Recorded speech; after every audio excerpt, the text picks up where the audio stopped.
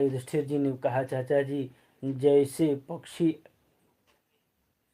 अपने अंडों को पंखों की छाया के नीचे रख करके उन्हें सेते हैं और बढ़ाते हैं, वैसे ही आप में अत्यंत वात्सल्य से उनके कर कमलों की छत्र छाया से हम लोगों को पाला पोसा है। बार बार आपने हमें जो है हमारी माता को विषदान और लाछा गृहदाह आदि विपत्तियों से जो है हम सबको बचाया है।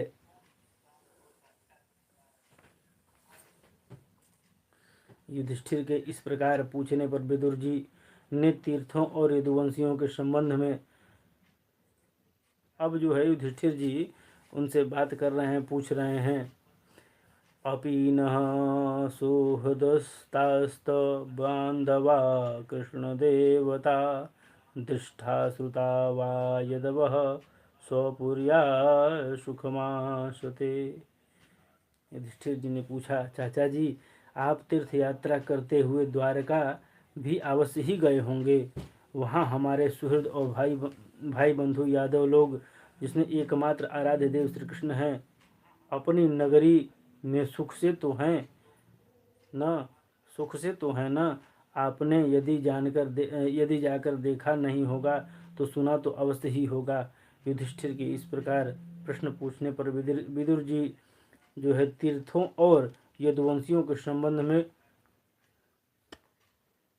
जो कुछ देखा सुना और अनुभव किया वह सब हमसे बतला दिया। केवल यदुवंश के विनाश की बात जो है नहीं कही। करुण हृदय विदुर जी जो है पांडवों को दुखित नहीं देख सकते थे, इसलिए जो है उन्होंने यह अप्रिय एवं असह्य घटना जो है पांडवों को नहीं सुनाई, क्योंकि यह तो स्वयं ही प्रकट होने ही वाली थी। पांडव विदुर जी का देवता की तरह सम्मान करते थे, देवता के समान सत्कार करते थे। वे कुछ दिनों तक अपने बड़े भाई धृतराष्ट्र की कल्याण कामना से सब लोगों को प्रसन्न करते हुए सुखपूर्वक हस्तिनापुर में ही रहे। विदुर जी तो साक्षात धर्मराज थे। मांडव्य ऋषि के श्राप के कारण जो है श्राप से जो है 100 वर्ष के लिए शूद्र बन गए थे। इतने दिनों तक यमराज के पद पर जो है अर्यमा थे और यही पापियों को उचित दंड देते थे। राज्य प्राप्त हो जाने पर अपने लोकपालों सरीखे भाइयों के साथ राजा युधिष्ठिर वंशधर परीक्षित को देखकर अपनी अतुल संपत्ति से आनंदित रहने लगे। इस प्रकार पांडव गृहस्थ के काम धंधों में रम गए और पीछे से जो है एक प्रकार से एक बात भूल गए कि अनजान में ही हमारा जीवन मृत्यु की ओर जा रहा है। देखते देखते उनके सामने यह समय भी आ पहुंचा जिसे कोई टाल नहीं सकता। परंतु विदुर जी ने काल की गति जान करके अपने बड़े भाई धृतराष्ट्र से कहा, महाराज देखिए, अब बड़ा भयंकर समय आ गया, झटपट यहाँ से निकल चलिए। हम सब लोगों के सिर पर जो है वह सर्व समर्थ काल मंडराने लगा है, जिसके टालने का कोई भी उपाय नहीं है। प्रतिक्रिया न यस्येहं कुतश्चित् कहिर्चित् प्रभो स एव भगवान कालः सर्वेषां न समागतः।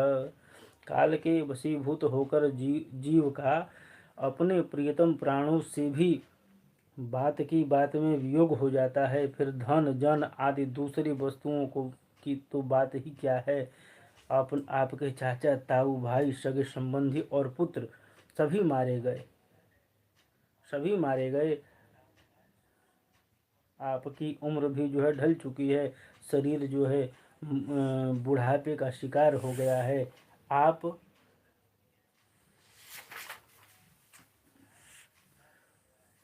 पराए घर में पड़े हुए हैं। ओह, अहो महीयसी जानतो जीविताशा तथा भवान भीमापर्वजितं पिण्डमादत्ते गृहपालवत्। इस प्राणी को जीवन रहने की जीवित रहने की जो है कितनी प्रबल इच्छा होती है। इसी के कारण तो आप भीम का दिया हुआ टुकड़ा खा करके कुत्ते के समान जो है जीवन जी रहे हैं। विदुर जी जो है बड़ी स्पष्ट बोले कि भीम द्वारा दिए गए कुत्ते के टुकड़े आप लेकर के जी रहे हैं, जिनको आपने आग में जलाने की चेष्टा करी, विष देकर मार डालना चाहा, और उसी भरी सभा में जो है उसकी विवाहिता पत्नी को आपने अपमानित कराया, जिसकी भूमि और धन छीन लिए, उन्हीं के अन्न से पले हुए प्राणों को रखने में क्या गौरव है। आपके अज्ञान की हद हो गई। अब भी जो है आप जीना चाहते हैं, जीना अब छोड़ दीजिए, जीने की कामना जो है अब खत्म कर लीजिए।